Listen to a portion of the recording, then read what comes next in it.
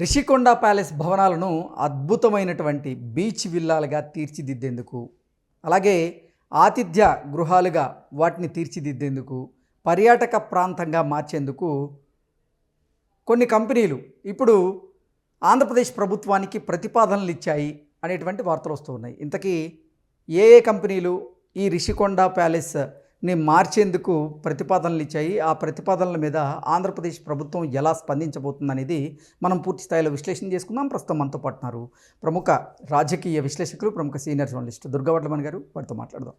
Madam నమస్తే. Madam నమస్తే అండి. ఈ అంశం మీద మీ విశ్లేషణ ఏంటి మేడం?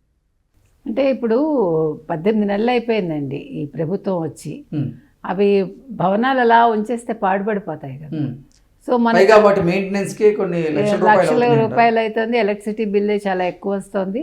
సో మరి వాటన్నింటినీ రికవరీ చేయాలి కదా. అంతకుముందు నెలలా కొన్ని కోట్లు వచ్చే అవన్నీ కూడా వాళ్ళు కూలగొట్టేసి ఇది కట్టి, సో మొత్తానికి అక్కడ ఈయన ఉందామని అనుకున్నారు కదా జగన్మోహన్ రెడ్డి. సో అది ఎటు కాకుండా అయిపోయింది ఆయన ఎలక్షన్స్లో ఓడిపోవడంతో.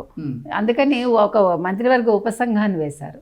ఇప్పుడు మంత్రివర్గ ఉపసంఘం పిలుపు మేరకు ఇప్పుడు ఎవరెవరు వచ్చారంటే ముందుకి టాటా కన్సల్టెన్సీస్ తరఫున వాళ్ళు ఏం చేశారంటే టాటా ఎంటర్ప్రైజెస్కి చెందిన అట్మాస్ఫియర్ కోర్ హాస్పిటాలిటీ గ్రూప్ అన్నమాట. వాళ్ళు హాస్పిటాలిటీ అంటే అదే ఇప్పుడు వచ్చిన వాళ్ళకి వసతులు చేకూరుస్తారు కదా అట్లా. తర్వాత ద లీలా వాళ్ళు తెలుసు మీకు, ప్యాలెస్లు, తర్వాత హోటళ్ళు రిసార్ట్ల గ్రూప్ అది. తర్వాత హెచ్ఈఐ అంటే హోటల్స్ అండ్ రిసార్ట్స్ గ్రూప్. ఇది కూడా అంటే తాము ఏం చేస్తాము అనే దాని మీద, వాళ్ళు ఏం చేయగలము అనే దాని మీద వాళ్ళు ప్రతిపాదనలు ఇప్పటికే ఇచ్చేసారనమాట. అయితే ఇప్పుడు వీళ్ళ సమర్థతను చూసి, అంటే ఏ సంస్థ ఏ రకంగా చేస్తుంది. ఇప్పుడు మీకు టాటా తీసుకున్నా వాళ్ళకి తాజ్ ఉంది ఆల్రెడీ. తర్వాత లీలా గ్రూప్ అందరికీ తెలుసు. సో వీళ్ళందరి కెపాసిటీ ఏంటో చూశాక ఎవరికి ఇవ్వాలి అనేది నిర్ణయిస్తారు. అయితే వీళ్ళు ఏం చేస్తారు, ఏమేమి ఇచ్చారు వీళ్ళ ప్రతిపాదనలను తీసుకుంటే మనం, మీకు తెలుసు హైదరాబాద్లో మనకి ఫలక్నుమా ప్యాలెస్ ఏదైతే ఉందో దాన్ని ఇది అంటే పాడవకుండా, సహజత్వం కోల్పోకుండా దాన్ని వాళ్ళు ఏ రకంగా ఇప్పుడు వినియోగిస్తున్నారో అందరికీ తెలుసు. చాలా మంచి ఇన్కమ్ని అది బాగా జనరేట్ చేస్తుంది ఇప్పుడు.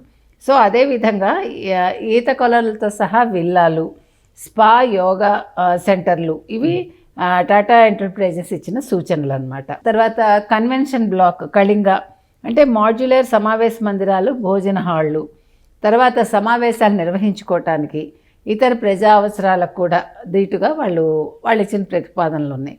అదేవిధంగా క్లబ్ హౌస్ అంటే విజయనగర దానికి పేరు, స్పా, యోగా, తర్వాత deck, gym, mini theatre, F&B అవుట్లెట్లు, ఫుడ్ అండ్ బెవరేజెస్, తర్వాత కల్చరల్ సెంటర్ అంటే మేగీ బ్లాక్ వంట. ఇందులో ఆర్ట్ గ్యాలరీలు, క్రాఫ్ట్ స్టూడియోలు, హస్తకళల మార్కెట్, ఉత్సవాలు, ఎగ్జిబిషన్ నిర్వహణకు బహుళ ప్రయోజనాలు అంటే బహుళ ప్రయోజనాలు చేకూర్చేలాగా ఇవన్నీ పెట్టుకోవటానికి హాళ్ళు. అంటే ఎవరైనా వచ్చి వాళ్ళు అక్కడ ఎగ్జిబిషన్స్ పెడతారు కదా, దానికి సంబంధించే విధంగా. తర్వాత వేంగి బ్లాక్ 2. వేంగి అని ఎందుకు పెట్టారు, మనకు తెలుసు వేంగి రాజులు మనని పరిపాలించారు. సో వేంగి చాళుక్యులు యాక్చువల్లీ. సో న్యాచురల్ హిస్టరీ గ్యాలరీలు, చరిత్రకు సంబంధించిన ఆర్కైవ్లు, రొటేటింగ్ ఎగ్జిబిషన్ల ఏర్పాటుకు అనువుగా ఉంటుందిట. సో ఇక్కడ వీళ్ళు తీసుకున్నది ఏంటంటే, ఒకటి విజయనగర సామ్రాజ్యానికి సంబంధించిన పేరు ఒకటి, తర్వాత వేంగి చాళుక్యులకి సంబంధించిన పేరు ఒకటి. అంటే నాకు తెలిసి మొట్టమొదటిసారి మన రాష్ట్రానికి సంబంధించిన, మన రాష్ట్రాన్ని పరిపాలించిన రాజుల పేర్లు అనేది మనం వింటున్నాం.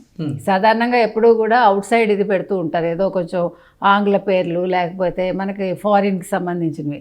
కానీ మొట్టమొదటిసారి లోకల్ పేర్లు మనం వింటున్నాం. తర్వాత ల్యాండ్స్కేప్స్ కింద ఏం చేస్తారంటే సూర్యవనం, చంద్రవనం, తారావనం కూడా పెడతారట. మరి ఏ రకంగానో మనకు తెలియదు. అంటే ఆ రకంగా గార్డెన్లు వాళ్ళు ఎదురుగా ఉన్న తీరాన్ని చూస్తుండే విధంగా ఒలింపిక్ సైజ్ ఇన్ఫినిటీ పూల్ ఏర్పాటు చేయడం. సో ఇవన్నీ కూడా చేస్తారు వాళ్ళు. ఇది కాకుండా ఈ 9 ఎకరాల భూమిని ఎలా అభివృద్ధి చేస్తారో అనే దానికి వాళ్ళు ఒక ప్రణాళిక ఇచ్చారు. దాని ప్రకారం 200 నుంచి 250 స్టాండర్డ్ డీలక్స్ గదులు, తర్వాత ఈత కొలనులు సహా విల్లాల ఏర్పాటు, తర్వాత లాబీ, F&B అవుట్లెట్లు, భోజన మందిరాలు, స్పా, ఫిట్నెస్, స్విమ్మింగ్ పూల్ ఏర్పాటు, పిఆర్జెడ్ నిబంధనలకు వర్తించే స్థలాల అనుమతులు ప్రభుత్వం ఇవ్వాల్సి ఉంది. ఇక నేరుగా బీచ్కి వెళ్లేందుకు అవకాశం కూడా కల్పిస్తారట. చుట్టూ ప్రభుత్వ స్థలం, సుందరీకరణ, రిక్రియేషన్, ఇతర కార్యకలాపాల నిర్వహణకు వెసులుబాటు ఇవ్వాలి. అంటే ఇవన్నీ కూడా ప్రభుత్వం వైపు నుంచి ఇవ్వాల్సినవి అనమాట. తర్వాత లగ్జరీ వసతి, చక్కని రెస్టారెంట్లు, మ్యూజియంలు, ఇవన్నీ కూడా ఈ గ్రూప్స్ ప్రతిపాదించాయి. ఇందులో మళ్ళీ వాళ్ళు ఏం చేస్తారు, డెస్టినేషన్ డైనింగ్ కూడా ఉంటుందట. మనకి డెస్టినేషన్ ప్రాంతాల వారి డెస్టినేషన్ తెలుసు, కానీ డెస్టినేషన్ డైనింగ్ అనేది మనం కొత్తగా వింటున్నాం. అంటే డెస్టినేషన్ డైనింగ్లో మేబీ మనకు కావాల్సిన ఫుడ్ అన్నీ దొరుకుతాయేమో, వివిధ రకాల ఆహార పదార్థాలు అక్కడ వాళ్ళు సప్లై చేయొచ్చు, అంటే మన కోరికలకు అనుగుణంగా. అదేవిధంగా రిసార్ట్, వెల్నెస్ కేంద్రంగా మలచడం. ఇక్కడ ఓన్లీ అంటే విహారానికి వచ్చే వాళ్ళే కాకుండా వ్యాపార పర్యాటకులు ఉంటారు కదా, అంటే వ్యాపారాల కోసం వచ్చేవాళ్ళు కూడా వాళ్ళకి అనుగుణంగా కూడా దీన్ని మలుస్తారట. అదేవిధంగా ఇందాక మనం చెప్పుకున్నవన్నీ కూడా ఆరోగ్య జీవనశైలికి అనువుగా వీళ్ళు జిమ్ కావచ్చు, యోగా కావచ్చు, మిగతా ఫిట్నెస్ సెంటర్స్ అన్నీ కూడా పెడతారు. మొత్తం మీద వాళ్ళు ఇచ్చింది అది.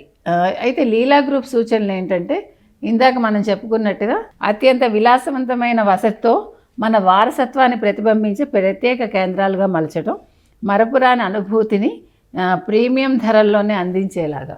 అంటే రేట్లు కూడా వాళ్ళు అక్కడ ప్రీమియం ధరలని చెప్పారు. సో వాళ్ళు అందరినీ అట్రాక్ట్ చేయడానికి మేబీ మరీ హై లెవెల్ కాకుండా మరీ లో లెవెల్ కాకుండా వయా మీడియాగా పెడతారు. సో అది కూడా మంచి ఆలోచనే. తర్వాత బహుళ మార్కెట్ వ్యూహం, అల్ట్రా లగ్జరీ వినోద విభాగాల అవసరాలను తీర్చే విధంగా 9 ఎకరాల లగ్జరీ రిసార్ట్స్ను తీర్చిదిద్దడం, తద్వారా ఆక్యుపెన్సీతో పాటు బ్రాండ్ విలువ పెంచుకోవటం, అంటే ఎక్కువ మందిని ఆకర్షించడం.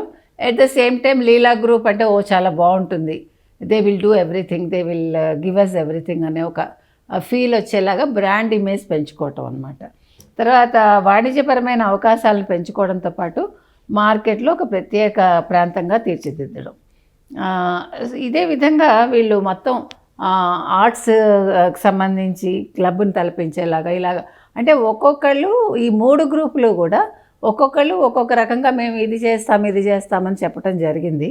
సో మరి దీని మీద అంటే కూటమి ప్రభుత్వం ఎలా స్పందించబోతుంది? మొత్తం 1517 స్పందనలు వచ్చాయట వాళ్ళ దగ్గర నుంచి. సో అంటే 1517 స్పందనలు వచ్చాయి. సో రుషికంఠ భవనాలను ఎలా వినియోగించుకోవాలో ప్రతిపాదన సమర్పించాలని ప్రభుత్వం ఇంతకుముందు ఆహ్వానించింది కదా. సో మొత్తం ఈ 1517 ప్రతిపాదనల్లో వాటిలో 250 ప్రతిపాదనల్లో మాత్రం వీటిని ఎలా తీర్చిదిద్దాలో, ఎలా ఉపయోగించుకోవచ్చో ఉన్నాయట. మిగిలిన 1267 మంది ఈమెయిల్స్ పంపినా స్పష్టంగా ఎలా వినియోగించుకోవచ్చో వాళ్ళు చెప్పలేదట. సో ఈ 3 గ్రూప్సే కాకుండా ప్రభుత్వం ఆల్రెడీ మీ సలహాలు సూచనలు ఇవ్వండి అన్నారు కదా. సో అందులో వెరీ ఫ్యూ, ఇగో ఈ రకంగా చేయొచ్చు, ఈ రకంగా చేయండి అని ఇచ్చారట. సో ఇవన్నీ కలగలిపి చేస్తారా, లేదు 3 గ్రూపులకి ఇస్తారా, ఇంకా ఏమైనా ఎక్స్పాండ్ చేస్తారా, ఎంత దీని మీద ఎలాంటి నిర్ణయాలు తీసుకుంటారో అనేది మనం వేచి చూడాలి. Okay madam, thank you.